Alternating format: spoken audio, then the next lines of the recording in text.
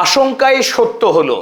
আমেরিকার সঙ্গে ইরানের 2 সপ্তাহের যে যুদ্ধবিরতি ছিল, সেই 2 সপ্তাহ পূর্ণ হওয়ার আগেই ইরান এবং আমেরিকার যে যুদ্ধ শুরু হবে, আর সেটাই ঘটল।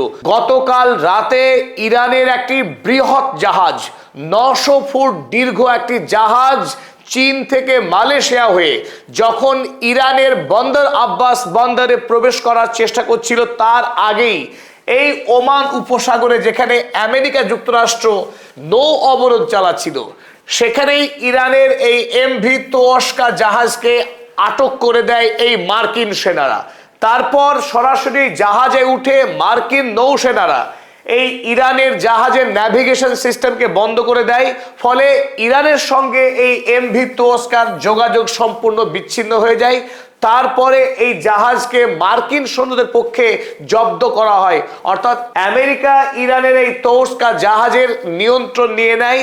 তারপর তাদের তল্লাশি শুরু করে এবং ওই সময় এমভি তোয়াস্কাতে ইরানের যত নৌকর্মী ছিল তাদেরকেও আটক করে মার্কিন সেনারা। আর এই খবর গর্বের সঙ্গে ফলাও করে প্রকাশ করে ডোনাল্ড ট্রাম্প তার ট্রুথ সোশ্যাল পোস্টে। ভারতীয় সময় গভীর রাতে, যখন দুটি দেশের মধ্যে যুদ্ধবিরতি চলছে, সেই অবস্থায় ইরানের জাহাজকে আটকে আমেরিকা তার নৌ শক্তির বীরত্বের প্রমাণ দেওয়ার চেষ্টা করলো যে তারা ইরানের জাহাজকে আটকাবার শক্তি রাখে। আর এর ফলে আমেরিকার সঙ্গে ইরানের মধ্যে পাকিস্তানের ইসলামাবাদে মঙ্গলবারে যে আলোচনা হবার ক্ষীণ সম্ভাবনা ছিল, সেই সম্ভাবনাও পুরোপুরি বিষবাও জ্বলে গেল। অপরদিকে আজ থেকেই আমেরিকা এবং ইরানের মধ্যে নতুন করে যুদ্ধ শুরু হয়ে গেল বলেই মনে হচ্ছে, কারণ মার্কিন যে নৌ অবরোধ চলছে ওমান উপসাগরে, সেই জাহাজগুলোর উপরে ইরান ড্রোন হামলা চালিয়েছে বলে জানিয়েছে তাসনিম নিউজ এজেন্সি। অতএব এই প্রেক্ষিতেই আমেরিকা এবং ইরান তুমুল ভাবে নতুন করে যুদ্ধে অবতীর্ণ হচ্ছে বলেই আন্দাজ করা হচ্ছে। রয়টার্স রাতেই খবর করে, US সিজেস Iranian cargo sheep, Tehran ভোজ টু রিটালিয়েট। আমেরিকা যুক্তরাষ্ট্র ইরানের একটি পণ্যবাহী জাহাজকে জব্দ করেছে, আর এর বদলা হিসেবে তেহরানের পক্ষে আমেরিকার এই ধৃষ্টতার জবাব দেওয়া হবে বলে জানানো হয়েছে। এখনো পর্যন্ত ইরান এই স্ট্রেট অফ হরমুজের উপরে তাদের সম্পূর্ণ নিয়ন্ত্রণ রেখেছে। স্বাভাবিকভাবেই মার্কিন সেনার যদিও এই ওমান সাগর বরাবর তারা অবস্থান করছে, সুতরাং ইরান যদি চায় অতি সহজেই এই আমেরিকার যুদ্ধ জাহাজ লক্ষ্য করে আক্রমণ চালাতে পারে, যা অতীতে ইরান করে দেখিয়েছে। আমেরিকার ইউএসএস আব্রাহাম লিঙ্কন এবং ইউএসএস জেরাল্ড আর ফোর্ড আমেরিকার দুটি সুবৃহৎ এবং বিখ্যাত যুদ্ধ জাহাজকে আক্রমণ করে ঘায়েল করেছে ইতিপূর্বে। তাই নতুন করে যদি যুদ্ধ শুরু হয়, সেই যুদ্ধে আমেরিকার এই নৌ অবরোধকে ইরান ধ্বংস করতে পারে, সেই সম্ভাবনা একেবারে উড়িয়ে দেওয়া যাচ্ছে না। ডোনাল্ড ট্রাম্প রাতে ট্রুথ সোশ্যালে জানিয়েছিলেন তিনি US navy guided missile destroyer USS Spruance, এই স্প্রুয়ান্স ইন্টারসেপ্ট করেছে ইরানের তোয়াস্কা পণ্যবাহী জাহাজকে। এখন ইরানের তোয়াস্কা জাহাজের উপরে আমেরিকার ট্রেজারি স্যাংশন চাপানো হয়েছে। কিভাবে? রেট্রোস্পেকশন। ইরানের এই জাহাজের অতীত বেআইনি কাজ করার ইতিহাস আছে, ইতিহাস ঘেটে দেখেছেন ডোনাল্ড ট্রাম্প। তাই কোষ্ঠী যাচাই করে এই মুহূর্তে এই তোয়াস্কা জাহাজের উপরে ইউএস ট্রেজারি স্যাংশন লাগিয়ে দিয়েছেন ডোনাল্ড ট্রাম্প, যাতে করে আগামী দিনে ইরানের এই পণ্যবাহী বিশাল জাহাজ বিদেশের বাজারে পণ্য পরিবহনের অধিকার হারায়। নিঃসন্দেহে ইরানের জন্য এই জাহাজ আটক হওয়াটা বিরাট বড় ক্ষতি। একদিকে এই জাহাজের মূল্য বিশাল, আমেরিকার যে যুদ্ধ বিমানবাহী যে রণতরী যেগুলো ইউএসএস আব্রাহাম লিঙ্কন কিংবা ইউএসএস জেরাল্ড আর ফোর্ড, তাদের যা আয়তন, তাদের যা ওজন, ইরানের এই তোয়াস্কা জাহাজ কিন্তু আয়তন, আকৃতি এবং ক্ষমতায় প্রায় সমতুল্য। সুতরাং এই জাহাজ আটক হয়ে যাওয়া এবং ওই জাহাজের উপরে ইউএসএস স্যাংশন লাগাটা নিঃসন্দেহে ইরানের জন্য বড়সড় ক্ষতি। স্বাভাবিকভাবেই ইরানের পক্ষে কিন্তু কড়া জবাব দেওয়া হয়েছে। জানানো হয়েছে US commits maritime piracy, America জলে দস্যুবৃত্তি করছে, আন্তর্জাতিক আইন ভাঙছে, attacks Iranian commercial ship in violation of ceasefire. যুদ্ধবিরতির নিয়ম ভেঙে আমেরিকা ইরানের বাণিজ্যিক জাহাজকে আটক করছে, আর এর জবাব দেবে ইরান। আজ 20 এপ্রিল সকালবেলা ইরানের পক্ষে আমেরিকার এই নৌবহরের উপরে হামলা চালানো হয়, সেই খবর ছেপেছে তাসনিম নিউজ এজেন্সি। তারা লিখেছে, Iran retaliates against US naval aggression in Gulf of Oman. Oman উপসাগরে ইরানের জাহাজের উপরে মার্কিন হামলার বদলা হিসেবে ইরান প্রতিশোধ নিয়েছে। Iranian forces launched drone strikes on US military vessels in the Gulf of Oman after the American terrorists attacked an Iranian container ship, the Toska, en route from China to Iran.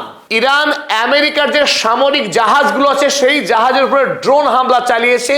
ইরানি পণ্যবাহী জাহাজ তোস্কা, যা চীন থেকে আসছিল, ফেরার পথে যখন America আক্রমণ করে তার বদলা হিসেবে, আর যা পৃথিবীর ইতিহাসে প্রথম হতে যাচ্ছে এই মুহূর্তে। আমেরিকার প্রেসিডেন্ট খোদ ডোনাল্ড ট্রাম্প জানিয়েছিলেন ইসলামাবাদে আমেরিকার সঙ্গে ইরানের দ্বিপাক্ষিক বৈঠক হবে, আর সেই উপলক্ষে আমেরিকা থেকে 300 জনের একটি উচ্চ পর্যায়ের কমিটি তারা ইতিমধ্যেই ইসলামাবাদে পৌঁছে গেছেন, অপেক্ষা করছেন ইরানি ডেলিগেশনের অপেক্ষায়। অথচ ইরান সাফ মুখের উপর জানিয়েছে তারা আমেরিকার সঙ্গে দ্বিপাক্ষিক বৈঠক করবে না কোনো অবস্থাতেই। কারণ যে আমেরিকা যুদ্ধবিরতির আইন ভেঙে ইরানকে কাবু করবার জন্য ইরানি বন্দরগুলোকে আটক করে নৌ অবরোধ চালাচ্ছে ওমান উপসাগরে, এমনকি ইরানের জাহাজকেও জব্দ করছে যারা, সেই আমেরিকার সঙ্গে কোনোভাবেই ইরান দ্বিপাক্ষিক বৈঠক করবে না। এতে সাম্প্রতিক ইতিহাসে নজিরবিহীন একটি ঘটনা ঘটলো। আমেরিকা যুক্তরাষ্ট্র বৈঠক করতে চেয়ে দেশ ছেড়ে এসে ভেন্যুতে অপেক্ষা করছে, অথচ অপর দেশ তার এই বৈঠকের আহ্বানকে পাত্তাই দিচ্ছে না। আমেরিকার জন্য এটা ঐতিহাসিক লজ্জা, আমেরিকার জন্য একটা কালো দিন।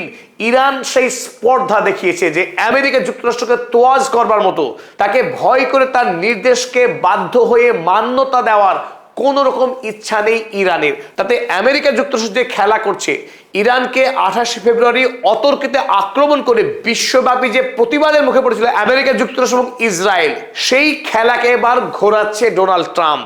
পরিকল্পিতভাবে গেম প্ল্যান সাজিয়ে ইরানের ঘাড়ে সমস্ত দোষ চাপিয়ে এবার হাত ধুতে চাইছে ডোনাল্ড ট্রাম্প।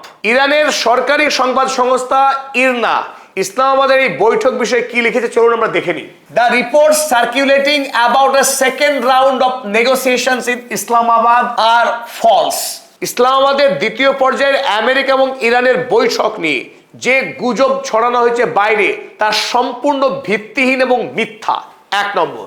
দ্বিতীয়ত জানানো হয়েছে ইউএস এক্সেসিভ ডিমান্ডস, আমেরিকার অত্যধিক দাবি, আনরিজনেবল অ্যান্ড আনরিয়ালিস্টিক এক্সপেকটেশনস, অযৌক্তিক এবং অবাস্তব প্রত্যাশা আমেরিকার পক্ষে, ফ্রিকুয়েন্ট শিফটস ইন পজিশনস, বারবার তাদের অবস্থান পরিবর্তন করা, গোল পোস্টকে লম্বা করা সুযোগ পেলেই, কন্টিনিউয়াস কন্ট্রাডিকশনস, ধারাবাহিক দ্বিচারিতা, and the so called naval blockade which violates ceasefire, এবং সেই তথাকথিত ইরানের বিরুদ্ধে নৌ অবরোধ যা সিজফায়ারের যুদ্ধবিরতির আইনকে লঙ্ঘন করে। Understanding along with threatening rhetoric have so far hindered progress in negotiations. আর এই সবের মাঝেই বারবার ইরানের বিরুদ্ধে দেওয়া ডোনাল্ড ট্রাম্পের হুমকি, সব মিলিয়ে দুই দেশের মধ্যে পারস্পরিক আলোচনা সম্পূর্ণরূপে প্রতিহত হয়েছে, বাধাপ্রাপ্ত হয়েছে। Under this conditions the outlook for constructive talks remains bleak. আর এই পরিবেশে দুই দেশের মধ্যে গঠনমূলক আলোচনার পরিবেশ সম্পূর্ণরূপে বিনষ্ট হয়েছে। সুতরাং এই বিষাক্ত পরিবেশের মধ্যে ইরান আমেরিকার সঙ্গে কোনোভাবেই দ্বিপাক্ষিক আলোচনায় বসছে না। অতএব আমেরিকা ইরানের দ্বিতীয় দফা বৈঠক ভেস্তে গেল। ইরান জানিয়েছে আমেরিকা যুক্তরাষ্ট্রের সঙ্গে তারা আলোচনায় বসছে না। আর এই আলোচনায় না বসলে একটি আশঙ্কা কিন্তু খুব জোরদার হচ্ছে, সেটা কি ইরানের বিরুদ্ধে ন্যারেটিভকে শক্ত করা। আমেরিকা যুক্তরাষ্ট্র এখন বিশ্বব্যাপী তারা যে নির্ভুল ছিল, তারা যে নির্দোষ ছিল ইরানকে হামলা করার মধ্য দিয়ে, সেই যুক্তি খাড়া করার চেষ্টা করবে মার্কিনী মিডিয়াগুলো। সে কথা জানিয়েছেন রেজা নাসরি, বিশিষ্ট ইরানি সাংবাদিক। তিনি লিখেছেন, ইট ইজ অল থিয়েটার, সবটাই সাজানো নাটক, meant to set the stage for resuming the war, যুদ্ধ শুরু করবার জন্য একটা মহড়া তৈরি করছে আমেরিকা যুক্তরাষ্ট্র, while shifting the blame on to Iran, যাতে করে ইরানের ঘাড়ে সমস্ত দোষ চাপানো যায়। ইটস এ ব্লেম গেম, এটা দোষ চাপানোর খেলা খেলছে আমেরিকা যুক্তরাষ্ট্র। আর তাই ইরান যা বারবার বলেছিল আমেরিকা যুক্তরাষ্ট্রকে, যুদ্ধবিরতির মধ্যে কোনোভাবেই নৌ অবরোধকে মেনে নেবে না ইরান ওমান উপসাগরে। আর আমেরিকা যুক্তরাষ্ট্র সেই সমস্ত আলোচনাকে আমল না দিয়ে ওমান উপসাগরে এই নৌ অবরোধ চালানোর পর ইরানের সুবৃহৎ তোশকা জাহাজকে জব্দ করার মধ্য দিয়েই তারা যে ইরানের সঙ্গে যুদ্ধ চাইছে সেটাই প্রমাণ করলো। ফলে আমেরিকা যুক্তরাষ্ট্রের সঙ্গে ইরানের যে আলোচনার মাধ্যমে রফাসূত্র খুঁজে পাওয়া অসম্ভব, সেটাই প্রমাণ হলো আজ থেকে দুই রাষ্ট্র নতুন করে আবারও ভয়াবহ যুদ্ধের পথে এগিয়ে যাচ্ছে, পৃথিবীর জন্য ভয়াবহ আশঙ্কা তৈরি করে। এই যুদ্ধ পরিস্থিতিকে আমরা তীক্ষ্ণ দৃষ্টি রাখছি। পরবর্তী খবর নিয়ে আবারও আমরা হাজির হচ্ছি, ততক্ষণ জন্য আপনার কাছ থেকে বিদায় নিলাম।